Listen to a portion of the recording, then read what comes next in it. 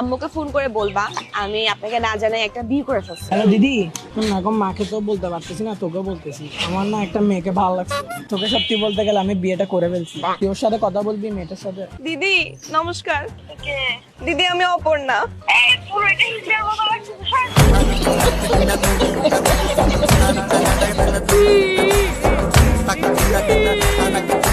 दीदी वाह दीदी दीदी वाह दीदी दीदी दीदी বন্ধুরা, অপমানটা এইভাবে না করলেও পারতো।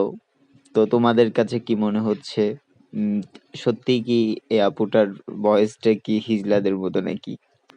তো চলো বন্ধুরা, শুরু করি আজকে এরকম ইন্টারেস্টিং কিছু ভিডিও নিয়ে, এবং মজাদার কিছু হাস্যকর ইন্টারভিউ তোমরা দেখতে পারবা।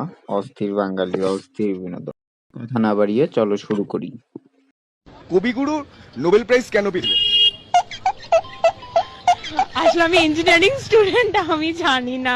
আসলে আমি ইঞ্জিনিয়ারিং স্টুডেন্ট, আমি জানি না। আই এম তো অবাক। এই অমানবিকতা অমানবিক আরে তো জিবাট কেমন অনাবিক অনামিক অনা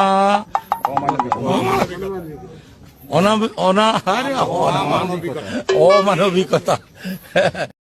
বন্ধুরা, এরকম অমানবিকতার জন্য যদি এতটা পরিশ্রম করতে হয়, তোমরা যদি এইভাবে একটু চেষ্টা করতা তাহলে নিশ্চয়ই প্রেমে সফল হইতা। এই জন্য আজ তোমরা সিঙ্গেল।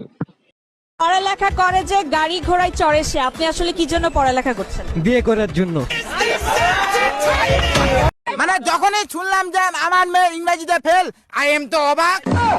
হ্যাঁ, কেন অবাক হবে না? আমার মেয়ে সারা বছর ইংরেজিতে যে মানে এত ছেলের সাথে যে চ্যাটিং করে, সব ইংরেজিতে চ্যাটিং করে, তো ওই মেয়েটা কি করে ইংরেজিতে ফেল করে আমাকে বুঝাই দেন তো।